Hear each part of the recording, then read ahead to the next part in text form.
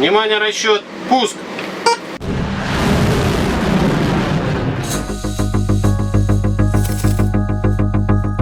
আধুনিক যুদ্ধে শুরু হয়েছে বহু আগেই।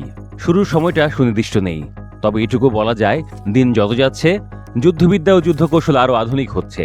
আগামী যুদ্ধ বিশেষ করে বললে নিকট ভবিষ্যতে যুদ্ধ যতটা সম্ভব মানববিহীন হবে।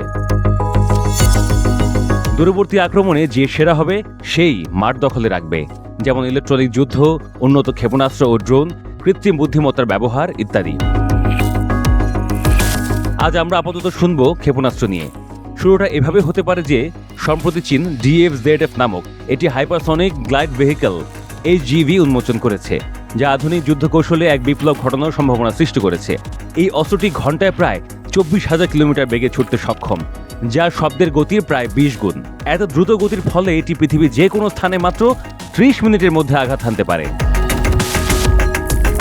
DF-ZF হাইপারসনিক গ্লাইড ভেহিকলটি উৎক্ষেপণ করা হয় DF-17 ব্যালিস্টিক ক্ষেপণাস্ত্র ব্যবহার করে।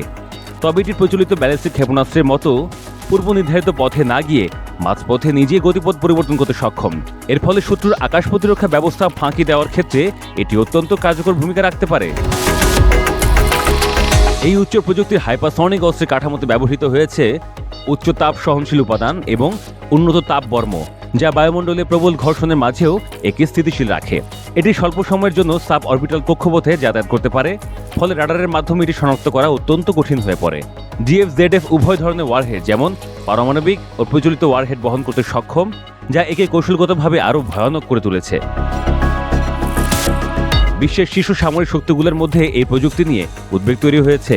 যুক্তরাষ্ট্র, যারা হাইপারসনিক প্রকল্পে বারবার বিলম্বের মুখে পড়েছে, তারা বর্তমানে DARP এর নেতৃত্বে গ্লাইড ফেইথ ইন্টারসেপ্টর GPI এবং hypersonic and ballistic tracking space sensor HBTSS এর মতো প্রতিরক্ষার প্রযুক্তি উন্নয়নে মনোযোগী হয়েছে।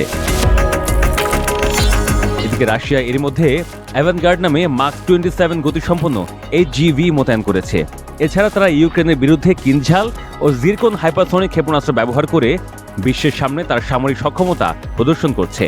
Bharat, Japan, Australia, France, Iran ও উত্তর কোরিয়া হাইপারসনিক প্রযুক্তিতে নিজেদের অবস্থান শক্তিশালী করতে সক্রিয়ভাবে কাজ করে যাচ্ছে। বিশেষজ্ঞদের মতে HGV প্রযুক্তি ভবিষ্যতে যুদ্ধ কৌশলকে আমূল বদলে দিতে পারে। এটি অত্যন্ত দ্রুত, লক্ষ্যভেদে নির্ভুল এবং প্রতিপক্ষের প্রতিরক্ষা ব্যবস্থা অকার্যকর করতে সক্ষম। ভবিষ্যতে এই প্রযুক্তিতে কৃত্রিম বুদ্ধিমত্তা, উন্নত সেন্সর ও স্মার্ট সফটওয়্যার যুক্ত হলে এটি আরও মারাত্মক রূপ ধারণ করতে পারে। এখানে উল্লেখযোগ্য বিষয় হল হাইপারসনিক অস্ত্র এখনও কোনো আন্তর্জাতিক অস্ত্র নিয়ন্ত্রণ চুক্তির আওতায় পড়েনি। MTCR কিংবা নিউ স্টার্টের মতো বিদ্যমান চুক্তিগুলোর আওতায় এগুলো অন্তর্ভুক্ত করা সম্ভব হয়নি এখনও। এর ফলে বিশ্বের সামরিক শক্তিধর দেশগুলো নিজেদের মতো করে নতুন এক অশুভ প্রতিযোগিতায় নেমে পড়েছে।